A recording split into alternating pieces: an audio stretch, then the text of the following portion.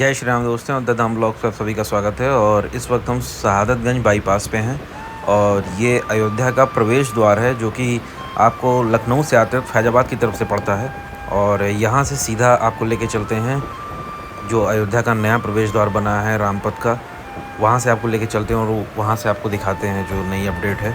और इसके साथ साथ इसके पैरेलल में एक और ओवरब्रिज बन रहा है, वो भी आपको दिखाते हैं। ये सिंगल लेन ओवरब्रिज था कि इससे सिर्फ आप लखनऊ से जब अयोध्या की तरफ आते हैं तो ये सीधा आपको गोरखपुर की तरफ निकलता है, लेकिन उधर से वापसी में नीचे का ही पूरा पोर्शन था, लेकिन अब उसको ओवरब्रिज में कन्वर्ट कर दिया जा रहा है।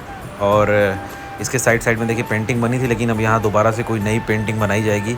और ये देखिए यहाँ पे एक फाउंटेन भी लगा हुआ है, इस पर लक्ष्मण जी का चित्रण किया गया है। और ये देखिए कुछ इस प्रकार से यहाँ का फ्रंट है। और यहाँ देखिए बड़ी बड़ी मशीनें भी रखी हुई हैं। और इस ओवरब्रिज के पैरेलल में ही एक और ओवरब्रिज बन रहा है ताकि आवागमन के लिए कोई समस्या ना हो और नीचे ट्रैफिक का कोई भी दिक्कत ना हो। और ये देखिए त्रिशूल के शेप में ये पूरा जो फ्रंट गेट है, प्रवेश द्वार है, इसको बनाया गया था। और लगभग 4-4.5 महीने हो चुके हैं और कुछ इस तरह से अब दिखता है ये पूरा रामपथ। और इधर का रामपथ का जो एरिया है ये अयोध्या वाले पोर्शन से ज़्यादा चौड़ा है। यहाँ का कम से कम एक लेन जो है ये कम से कम 2 लेन के बराबर है और ये पूरी 4 लेन रोड है। आप रकाबगंज की तरफ आपको जब ले चलेंगे तो आप देखेंगे थोड़ी थोड़ी रोड आपको पतली नज़र आएगी, क्योंकि यहाँ पे पहले से स्पेस बहुत ज़्यादा था और उस स्पेस को यूटिलाइज़ किया गया है और इसीलिए आपको यहाँ की रोड जो है काफ़ी वाइड नज़र आती है। और इसके साथ साथ देखिए साइड साइड में गमले भी नए रख दिए गए हैं और इस पर बैठने वाला भी साइड साइड में है। तो यहाँ पे बैठने के लिए चेयर्स तो बनी हुई थी, लेकिन इसके साथ साथ जो सीमेंटेड गमले हैं उनको भी लगाया जा रहा है, क्योंकि रामपथ पे वृक्षों की कमी की वजह से धूप बहुत है और लोगों का चलना फिरना मुश्किल हो गया इस पथ पे। तो उसको ध्यान में रखते हुए छोटे छोटे गमले भी यहाँ पे रखे जा रहे हैं, जिससे थोड़ी हरियाली रहे, थोड़ी सी हवा फ्रेश मिले, ताज़ी हवा मिले लोगों को। और इस साल गर्मी भी बहुत ज़्यादा पड़ रही है, टेम्परेचर को देखते हुए ये सारे मेजरमेंट्स लिए जा रहे हैं। और कुछ पेड़ यहाँ पे बचा लिए गए हैं। जो रामपथ का ये हिस्सा है इस पे आपको मैक्सिमम पेड़ नज़र आ जाएंगे, लेकिन जैसे ही आप रोडवेज से आगे बढ़ेंगे आपको पेड़ नहीं नज़र आएंगे, क्योंकि बहुत सारे पेड़ कट भी गए। और जो पंचकोसी परिक्रमा जो उदिया चौराहा है वहाँ से अयोध्या से पहले रानोपाली के बीच तक का जो पूरा ग्रीन एरिया था वो तो पूरा काट दिया गया रोड चौड़ी करने के चक्कर में, तो जिसकी वजह से पेड़ों की किल्लत बहुत ज़्यादा आपको यहाँ पे दिखेगी। और साइड में देख सकते हैं कि ये फुटपाथ वगैरह बन के तैयारी हो चुके थे और अब यहाँ पे कोई भी कंस्ट्रक्शन का काम नहीं चल रहा है और इधर का पूरा काम लगभग समाप्त हो गया है। और बस यहाँ पे एक चीज़ का काम अभी फिर बीच में चालू होगा, वो ये कि जब इस रोड से सीधा 14 कोसी परिक्रमा मार्ग को जोड़ा जाएगा और उसका भी अभी हम आपको दिखाते हैं किस तरह से काम चल रहा है। और ये देखिए बीच बीच में हर 200 से 300 मीटर पे एक सूर्य स्तंभ लगाया गया है। और सूर्य स्तंभ लगाने का सिर्फ एक कारण ये था क्योंकि भगवान राम जो थे वो सूर्यवंशी थे, सूर्यवंशी कुल के थे, तो इस वजह से ये सूर्य स्तंभ हर जगह लगाए गए हैं, चाहे वो रामपथ हो चाहे वो नेशनल हाईवे हो। और इसके साथ साथ जो देवकाली वाला मार्ग है उस पर भी सूर्य स्तंभ लगाया जाएगा। और आगे की तरफ आपको लेके चलते हैं और दिखाते हैं जो 14 कोसी परिक्रमा मार्ग का चौराहा है वो किस तरीके से तैयार किया जा रहा है।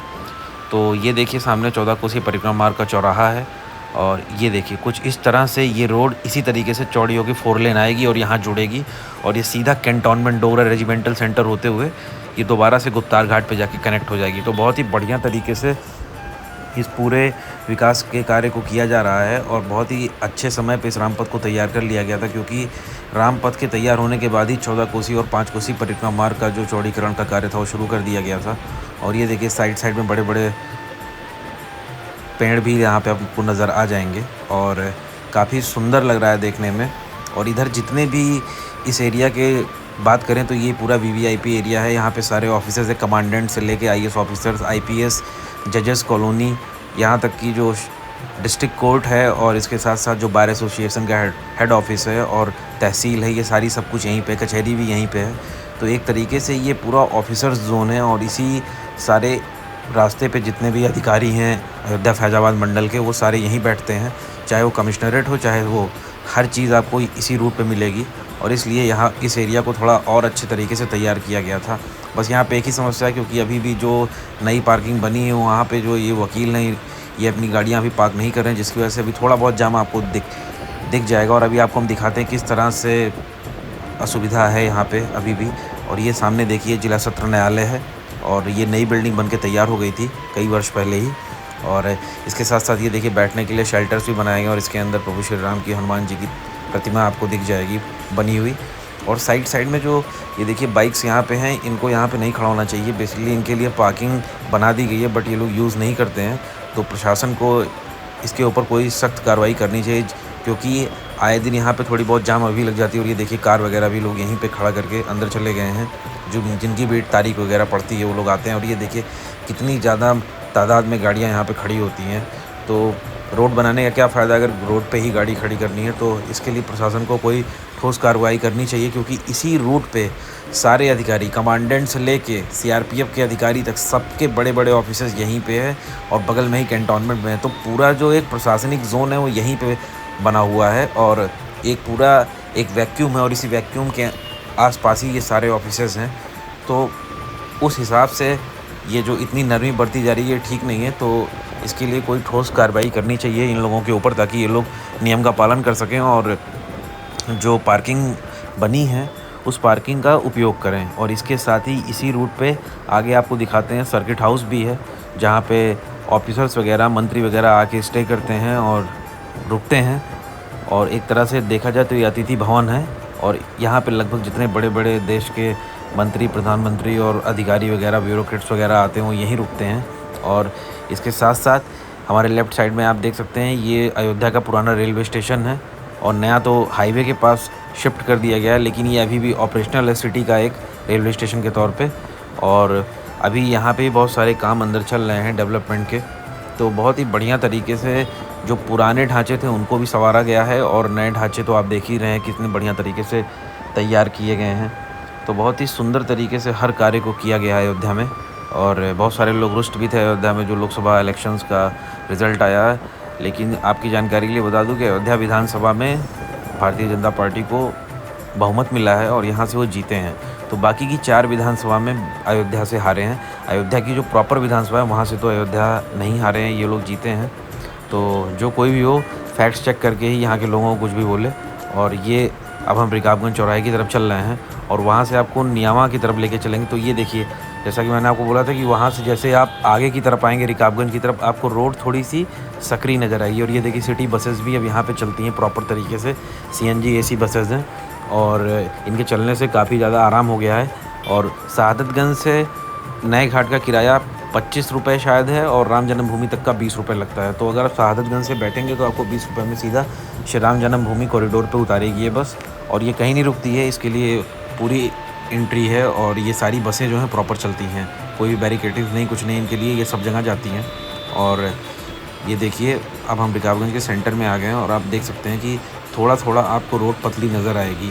और वो इसलिए क्योंकि यहाँ पे इतनी स्पेस नहीं थी, और यहाँ के दुकानदारों को भी बचा लिया गया है, उनकी दुकानों को किसी प्रकार की क्षति नहीं पहुँची है। देखिए हनुमानगढ़ी शक्तिपीठ का एक मंदिर भी है बगल में, और ये पुरानी हनुमानगढ़ी जो उससे जुड़ा हुआ शक्तिपीठ है। तो जैसा कि मैं आपको बता रहा था कि यहाँ पे जितनी भी शॉप्स हैं, ये कोई भी इनमें टच भी नहीं किया गया किसी भी शॉप को, और वो सारी शॉप एज़ इट इज़ जैसे पहले थी वैसे आज भी हैं। बस इनका आगे का जो कॉमन कोड बिल्डिंग का जो कॉन्सेप्ट है उसके आधार पे आगे का हिस्सा आपको थोड़ा बहुत बदला नज़र आएगा। बाकी यहाँ पे कुछ तोड़ फोड़ नहीं है, उतनी ही चौड़ी रोड है जितनी पहले थी। बस छोटा सा फुटपाथ भी देती, अगर फुटपाथ नहीं देते तो ये उतनी ही चौड़ी होती जितनी उधर की रोड चौड़ी है। तो बहुत ही अच्छे तरीके से इस एरिया को भी विकसित किया गया है। और ये राइट हैंड साइड में आप देख सकते हैं जिला अस्पताल भी है। तो लगभग इस रूट का लगभग सारा काम हो चुका है। बस साइड की जो स्ट्रीट लाइट्स हैं वो अभी तक नहीं लगी हैं, और वो भी उम्मीद की जा रही है बहुत जल्दी लग जाएगी। तो अब हम इस चौराहे से लेफ़्ट चलेंगे, और ये पूरा रामपथ है। ये 13 किलोमीटर का पूरा एक सर्किट बनाई गई है रामपथ के नाम से। तो यहाँ से आप सीधा श्री राम जन्मभूमि ही जा सकते हैं, हनुमानगढ़ी, नया घाट, कनक भवन, ये इन सब के लिए ये रूट सबसे बेस्ट है। तो ये एक छोटी सी अपडेट थी, और हमने आपको बोला था कि हम नियामा तक की अपडेट देंगे, तो ऑलमोस्ट हम नियामा पहुंच गए हैं। तो वीडियो कैसी लगी ज़रूर बताइएगा, और वीडियो को ज़्यादा से ज़्यादा शेयर करें, अपने कमेंट्स छोड़ें, और भी नई अपडेट्स आपको मिलती रहेंगी इसी प्रकार की। और अभी थोड़ा चैनल पे वीडियोस डिले हो रही हैं, लेकिन आने वाले टाइम में और भी नई वीडियोस आपको मिलेगी चैनल पे। तो ज़्यादा से ज़्यादा शेयर करें वीडियोस को, और अपना प्यार और सपोर्ट बनाए रखें। तब तक के लिए बहुत बहुत धन्यवाद। जय श्री राम।